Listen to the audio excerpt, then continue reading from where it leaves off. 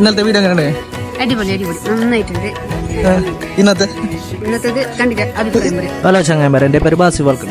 ഞാൻ ബ്രൈഡിന്റെ സിംഗിൾ എടുക്കാൻ വേണ്ടി കുണിയിലേക്ക് വന്നപ്പോ ഇന്നലെ രാത്രി നമ്മൾ പ്ലാൻ ആക്കി രാവിലെ ഔട്ട്ഡോർ കുണിയെന്ന് എടുക്കാന്നല്ല ഫുൾ പ്ലാൻ ആക്കി സെറ്റ് ആയിട്ട് വന്ന് അപ്പോഴേക്കും എന്താ പറഞ്ഞാൽ ഫുള്ള് മഴ.